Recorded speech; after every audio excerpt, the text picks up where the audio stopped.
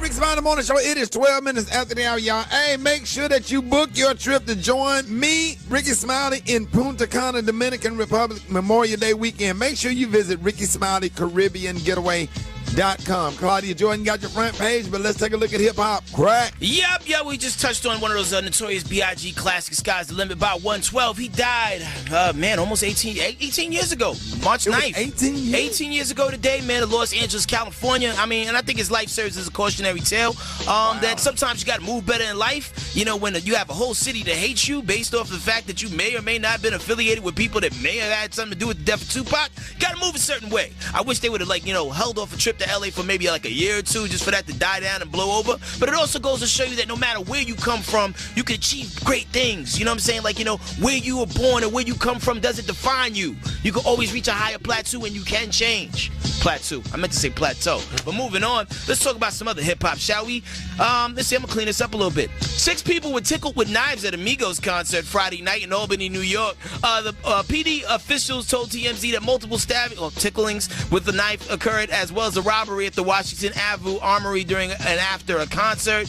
Man, it's just the crazy thing is problems follow these dudes wherever they go. If they ain't getting they chain snatched themselves, or if somebody ain't fighting in the ground, somebody's getting tickled with knives. I'm never going to a Migos show.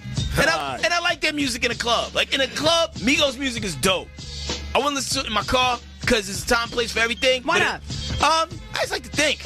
Okay. But when you were in the car and got to fight with myself. Exactly, man. I beat the hell out of myself. And then I called the police. I ended up in jail for the weekend. All right, so in and out. No booking. Yeah, but in a club, it go hard. Moving on, Snoop Dogg and DJ Khaled, they announced Las Vegas residencies. A lot of times we go to Vegas and we don't have nothing to do because we feel like everything is opera or this, that, and the third. But Snoop Dogg is going to be doing the residency. He's going to be serving as the MC and headlining nights as DJ Snoopadelic. He's going to be popping off there on March 28th, May 2nd, and May 23rd. And DJ Khaled is also going to be doing some residencies as well. So if you're looking for something hip-hop-wise to do in Vegas, you do have options out there, people. Are you a fan of Drake and you want to text the lyrics to his songs just to let people know how you're feeling? Well, guess what? There's an app for that. It's called Drizzy Keyboard. It lets you text Drake lyrics, and it also allows you to choose quotes, based on your mood. So if you're feeling emotional over X, there's a section of lyrics for that. There's also ones for feel, hustle, hate, and random. You can get it in the Android store as well as the Apple store, and it's out there. That's it for me. Coming up next hour, are you waiting for that new Kendrick Lamar album? Well, guess what? It has a date. I'll tell you about it. Hey, next Greg. report. Yo, what up, bro? So I just want to let you know, I know you like stuff like this. There's an almost fight video. I don't know if it's on World Star, but I swear to God, it's the funniest video ever with this dude.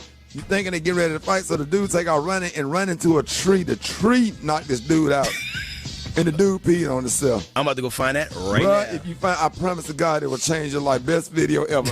I'm on it. They weren't even fighting for real. The dude was trying to run from that dude. Some old drunk. He ran into that tree, and when that tree knocked him out, he still had the fist balled up, crack. And then he peed on himself. Then he peed on himself. Game over. Trunks. It's on Facebook. All right, 16 minutes after the hour. Let's take a look at the front page. Claudia, good morning. Good morning, Ricky. Here are the headlines from News1.com. Now, as you wake up this morning, remember we are now into daylight savings time. You are supposed to move your clock forward 1 hour over the weekend. The time now is 7:16 Eastern and 6:16 Central. A march from Selma, Alabama to Montgomery gets underway today. Some of those who gathered to mark the 50th anniversary of Bloody Sunday will begin marching along the same route that Martin Luther King Jr. and his followers took back in 1965, which helped lead to the 1965 Voting Rights Act. Over the weekend, President Barack Obama said the Bloody Sunday March 50 years ago set the stage for change in America. Their endeavors gave the entire South the chance to rise again, not by reasserting the past, but by transcending the past. What a glorious thing, Dr. King might say. What greater form of patriotism is there than the belief that America is not yet finished, that we are strong enough to be self-critical. Now, as Ricky said earlier, God, that one right there, that's the first time the president just made me just literally just break down and cry. That speech was so powerful and so full of good, and just so it was just like I can't even describe that speech. That little clip right there that you just heard right there, put something in me right there, boy. That's deep. Well, as Ricky said, the speech was really, really amazing. So if you want to see the full speech, go to RickySmileyMorningShow.com. You can see and hear the entire speech. In other news, Madison, Wisconsin officials are promising answers as the state looks into Friday's shooting death of another unarmed black teen. Tony Robinson was killed when Madison officer Matthew Kenny shot him while responding to a report of disturbance. Several hundred took part in the demonstrations protesting the police-involved death over the weekend. The subject involved in this incident, the same one that had been allegedly out in traffic and had battered someone. This same subject then assaulted my officer.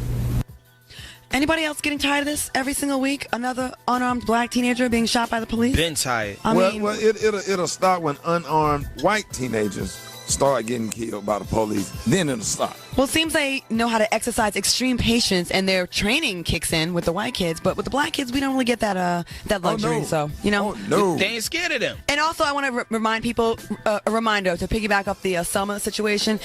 Remember who did not show up. The Republican Party, they just refused to go. So please remember that when it's time to vote, and you know what interests they have in mind. I just wanted to add that to the news. All right, those are your headlines, and I'm your girl, Claudia Jordan. I did think it was very nice that President Bush to come. That's the Absolutely. first time that I kind of had a warm feeling about him. But I you know, when guys get out of office, I think they get caught up with politics or whatever. But you know, you kind of see who presidents really are once they get out of office. But thank you, Claudia, for that. All right, let's take a look at sports. Rock.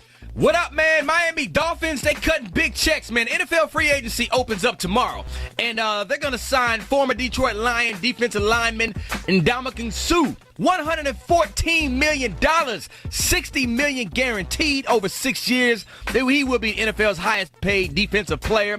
And other teams, the Philadelphia Eagles will sign San Francisco running back Frank Gore to replace LaShawn McCoy, who is headed to Buffalo. And former Eagles wide receiver Jeremy Maclin will head to the Kansas City Chiefs. Just name a couple of the big names out there in free agency when it opens up tomorrow. NFL player that was shot, Chris Johnson. You remember the running back used to play with Tennessee Titans and also New York Jets last year? Yeah. He was shot in the shoulder during a drive-by in Orlando at 4:09 a.m. Two others were in the Jeep. One of them died. Chris is in stable condition right now. The word is they were coming home from a concert, heading to the studio to do some work or whatever.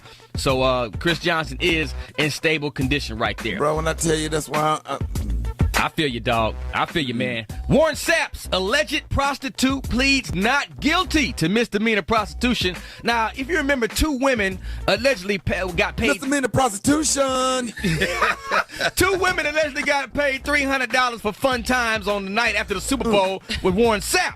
And Sapp allegedly wanted more. One of the women said, okay, well, you got to pay some more money. That's when things kind of went south, and he allegedly threw them both out the hotel room. Well, one of them saying, listen, man, I'm pleading not guilty to this because there's more to the situation. So we're going to see what happens with that. Former Tampa Bay Buccaneers cheerleader reached a settlement for $825,000. Let me tell you why. For unpaid wages. She claims that the cheerleader was only paid $100 per game, $0 for practice time, and other events. So her and 93 other women will receive $6,000 each. So good for her. They don't make money. Well, good for her. Yeah, man, $100 a game. Right. That's crazy. That is. I appreciate it, Roxy. What you got coming up, Gary? Coming up, y'all, they're fighting over that baby, honey. Kim and Kanye. We're going to talk about this story coming up next. Misdemeanor prostitution. The Ricky Smiley Morning Show.